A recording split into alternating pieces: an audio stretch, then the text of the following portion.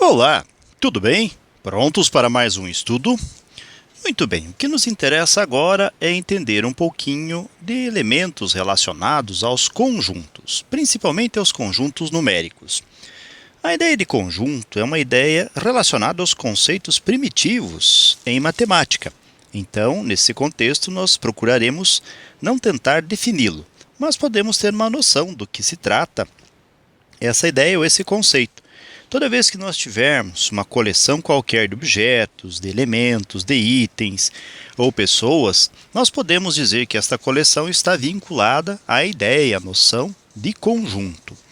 E o que nos interessa particularmente aqui são os conjuntos numéricos. Dentre esses conjuntos, nós vamos relacionar alguns deles. Então, vamos até colocar aqui. Então, nós temos os conjuntos numéricos. Desses conjuntos numéricos, nós começamos com o conjunto dos números naturais, que podemos representar pelos seguintes números: pelo 0, pelo 1, pelo 2, pelo 3, pelo 4 e assim sucessivamente, sem estabelecer um final para tais conjuntos, ou melhor, para tal conjunto. Na sequência, vamos pensar também nos conjuntos relacionados a números que contêm os naturais, ou em que os números naturais pertencem a esse conjunto. Então, vamos colocar já. Nós temos o 0, o 1, o 2, o 3 e vamos com estes números até o infinito. E antes deles, vamos imaginar os opostos, ou seja, para cada número que nós escrevemos agora, nós teremos um número com o valor negativo. Nós escrevemos o 1, nós temos o menos 1.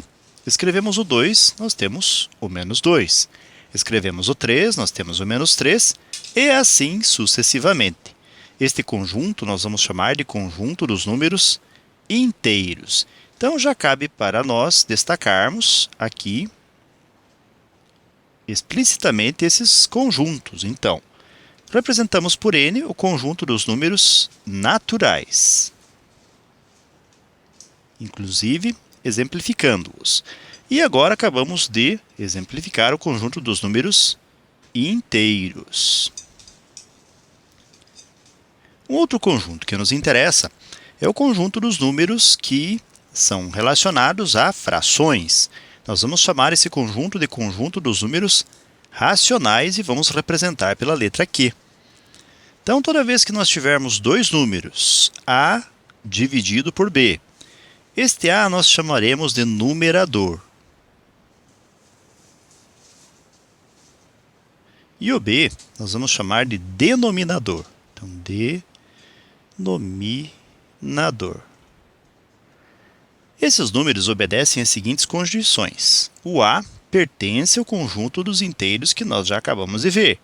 E o B também pertence ao conjunto dos inteiros, mas com mais uma condição.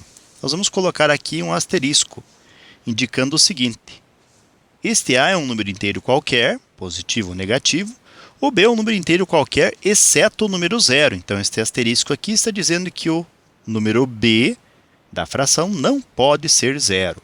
E então, vamos escrever aqui, como fizemos nos outros dois conjuntos, que o número Q, que representamos agora, faz parte do conjunto dos números racionais. Vamos colocar alguns exemplos aqui. Então, nós poderíamos dizer aqui que o número 1/2, o número 5/4, o número 0,12, todos esses são frações ou provenientes de frações. O número 1,222, que é uma dízima periódica também. O número 2 dividido por 1, ou simplesmente o 2, ou seja, os números inteiros também compõem, pertencem a esse conjunto que nós destacamos agora. Agora, vamos imaginar números que não fazem parte do conjunto dos racionais. Vamos representar aqui com uma letra I, simplesmente para que facilite a nossa representação. E nós vamos dizer que esses números são números x diferentes de A dividido por B. Tais que, ou tal que, este A pertence aos inteiros e o B também pertence aos inteiros, excluindo-se o 0. Então, esses números irracionais x, eles não têm essa característica de ter um número a dividido por um b, tal que, de acordo com o que nós dissemos.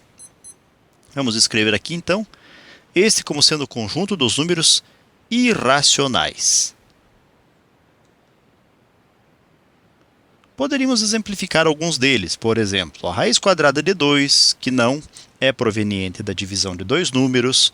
Poderíamos colocar aqui um número que é uma dízima não periódica, 1,3, 2, 1, 7, 6, 5, desde que não haja repetições nos números aqui. O número π, que vamos representar simplesmente por 3,14, 15, por aí vai. O número irracional e, o número de Euler, entre tantos outros aqui. Bem, agora, quando nós unimos os dois últimos conjuntos, nós vamos representar essa união pela letra U, ou seja, quando nós colocamos o conjunto dos números racionais unido, então aqui quer dizer união,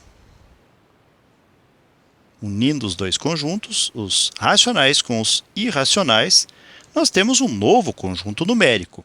É o conjunto dos números reais, que vamos representar pela letra R. Então, é o conjunto dos números reais.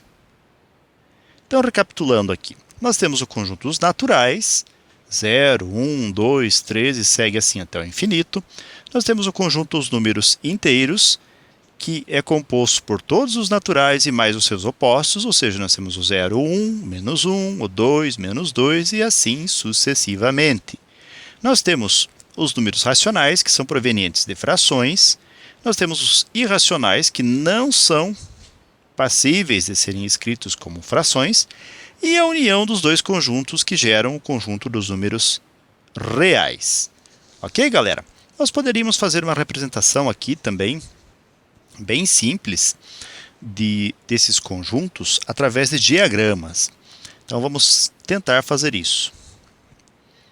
Vamos colocar aqui, então. Vamos colocar o conjunto dos naturais dentro de um diagrama. Aí, esses naturais dentro dos inteiros. Nós temos os inteiros dentro dos racionais. E nós temos os irracionais, que são um conjunto à parte. E quando nós unimos os racionais com os irracionais, nós temos o que vamos chamar de conjunto dos números reais. E aí tem uma representação bem simplificada de algumas poucas ideias, não tão rigorosas em termos matemáticos, que acabamos de compartilhar com vocês. Ok? Então, com estas considerações, com essas ideias, concluo mais um breve estudo. Desejo para vocês tudo de bom, muito sucesso em sua caminhada, que vocês sejam muito felizes, se puderem e quiserem, retornem outras vezes, e até o nosso próximo estudo. Tchau!